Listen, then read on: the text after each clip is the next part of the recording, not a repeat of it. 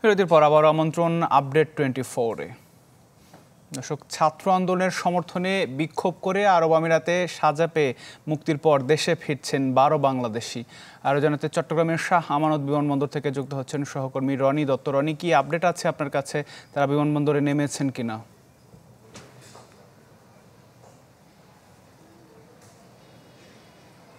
আতিক, এই মুহূর্তে আমরা যতটুকু জেনেছি যারা যে 12 জন আসছেন তার মধ্যে একজন কিন্তু এর মধ্যে নেমে এসছেন, আর বাকি 11 জন তারা পরবর্তী ফ্লাইটে আসে।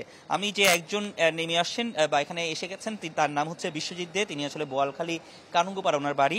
তো উনি আসলে এই কিছুক্ষণ আগেই এই এয়ারপোর্ট থেকে বেরিয়ে গেছেন। তিনি শারজাহ থেকে এয়ার আরাবিয়া করে এখানে এসছেন। বাকি যারা আসছেন তারা পরবর্তী যে ফ্লাইট, সেই ফ্লাইটে করে আরও 11 জন আছেন, সেই 11 জন তারা আসবেন।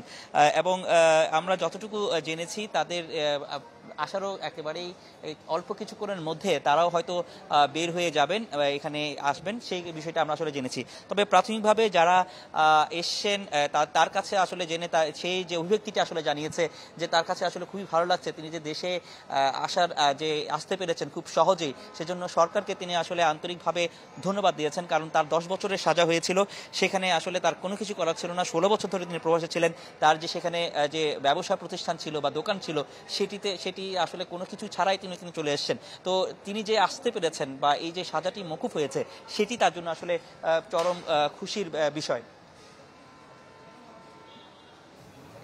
এছাড়া আমরা আরও দেখছি যে যারা স্বজনরা তারা কিন্তু অনেক জায়গায় তারা উপস্থিত হয়েছেন। আমরা একজন স্বজনের সাথে একটু কথা বলতে চাইবো, তারা যে এখানে আছেন, একটু স্বজনদের সাথে একটু কথা বলতে চাই।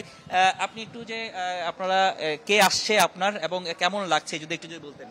আমাদের তো এখন খুব ভালো লাগতেছে যে আমার ভাই এখানে ধরা পড়ছিল, এখন আসতেছে, মোটামুটি আমার ভালো লাগতেছে। আমরা সরকারকে ধন্যবাদ জানাচ্ছি, ডক্টর ইউনূস সাহেবকে আমরা ধন্যবাদ জানাচ্ছি আন্তরিকভাবে। আমার তরফ থেকে, আমার ফ্যামিলির তরফ থেকে। আমার ভাই ওইখানে ব্যবসা করতো, আলাইন থেকে দর্শকদেরকে আমার ভাই এখানে ব্যবসা করতো, 3টা দোকান ছিল। এবার আমার ভাইয়ের বউ বাচ্চা ওইখানে, এখন খালি হাতে ফেরত আসতেছে, বউ বাচ্চা রেখে ওইখানে। কত বছরের সাজা হয়েছে সেটা আমি ঠিক বলতে পারবো না কত বছরের সাজা হয়েছে, কারণ তার সাথে তো যোগাযোগই করতে পারি না আমরা।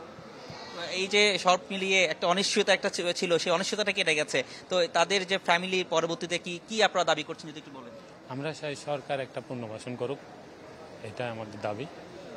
এখন আমাদের ফ্যামিলির মধ্যে কি বয়ে যাচ্ছে সেটা আপনারা ভালো বলতে পারবেন, কারণ আমার ভাই ছিল আমাদের সংসারের একজন মূল খুঁটি, তার উপরে ডিপেন্ড করতো সব কিছু। ধন্যবাদ আপনাকে। আমরা এরকম আরও অনেকেই কিন্তু এখানে অপেক্ষা করছেন, তারা বিভিন্ন জায়গায় ছড়িয়ে ছিটিয়ে রয়েছেন। যারা 11 জন রয়েছেন, সেই 11 জন আসার কিন্তু তারা অপেক্ষা করছেন। তো সার্বিকভাবে যেটি বলা চলে যে বৈষম্য বিরোধী ছাত্র আন্দোলনে সংহতি প্রকাশ করে সংযুক্ত আরব আমিরাতে যে 57 জন শাস্তি পেয়েছিলেন, তাদের মধ্যে এই 12 জন তারা আসার অপেক্ষায় আছেন স্বজনরা। তো এই ছিল এখানকার সবশেষ অবস্থা। আতিক।